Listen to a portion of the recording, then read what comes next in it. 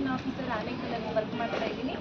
ಒಂದೆರಡು ಬಾಲ್ಯ ವಿವಾಹದ ಬಗ್ಗೆ ಒಂದೆರಡು ಮಾಹಿತಿ ಹಂಚ್ಕೊಡಕ್ಕೆ ಇಷ್ಟಪಡ್ತೀನಿ ಸರ್. 2 ಇಯರ್ಸಿಂದ ನಾವು ಇಲ್ಲಿ ವರ್ಕ್ ಮಾಡ್ತಾ ಇರುವಾಗ ನಾವು ಅತಿ ಹೆಚ್ಚು ಬಾಲ್ಯ ವಿವಾಹ ಕೇಸ್ಗಳನ್ನೇ ನಾವು ನೋಡಿದ್ದೀವಿ.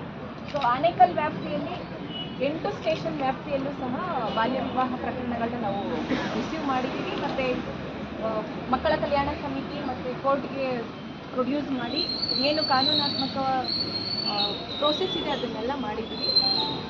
ಸೊ ಇದು ಹೊರವಲಯ ಆಗಿರೋದ್ರಿಂದ ಬೇರೆ ಬೇರೆ ರಾಜ್ಯಗಳಿಂದ ಇಲ್ಲಿ ಬಂದು ನೆಲೆಸ್ತಾ ಇರೋದ್ರಿಂದ ಜಾಸ್ತಿ ಪ್ರಕರಣಗಳು ಬಾಲ್ಯ ವಿವಾಹಗಳು ಇಲ್ಲಿ ಹೆಚ್ಚು ಕಂಡು ಬರ್ತಾ ಇದೆ.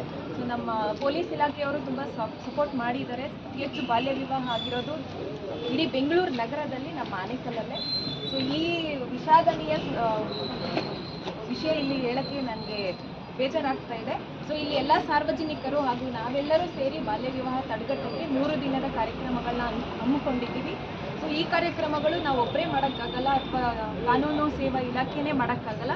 ಎಲ್ಲ ಸಾರ್ವಜನಿಕರು ಎಲ್ಲ ಇಲಾಖೆಗಳು ಸೇರಿ ಅಗತ್ಯವಾಗಿ ನಾವು ಜಾಗೃತಿ ಮೂಡಿಸಬೇಕು. ಆ್ಯಂಡ್ ನಾಟ್ ಓನ್ಲಿ ಈ ಥರ ಜಾಗೃತಿ ಮೂಡಿಸಿದ್ರೆ ಗೊತ್ತಾಗಲ್ಲ, ಸಾರ್ವಜನಿಕವಾಗಿ ಸೋಷಿಯಲ್ ಮೀಡಿಯಾದಲ್ಲೂ ಅವೇರ್ನೆಸ್ ಕೊಡಬೇಕು ಅಂತ ನನ್ನ ಕೋರಿಕೆ ಆಗಿದೆ.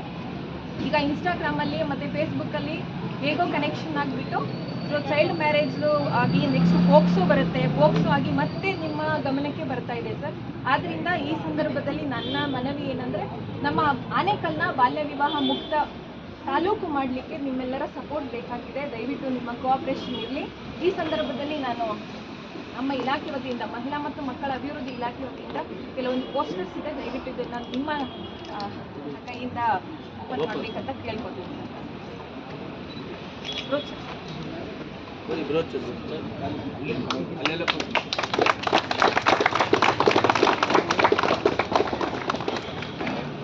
ಎಲ್ರಿಗೂ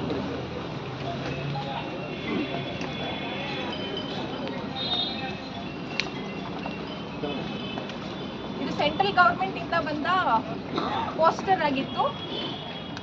ಹಳೆ ವರ್ಷದಲ್ಲಿ ಕೇವಲ ಒಂದು ಮಗು ಮಾತ್ರ ಉಚಿತ ಮಕ್ಕಳ ಸಹಾಯವಾಣಿನ ಹೇಗೆ ಯೂಸ್ ಮಾಡಬೇಕು ಅನ್ನೋ ಪೋಸ್ಟರ್ ಇತ್ತು. ಇಲ್ಲಿ ಹೆಣ್ಣು ಮಗು ಮತ್ತು ಗಂಡು ಮಗು ಇರೋ ಪೋಸ್ಟರ್ ಇದೆ.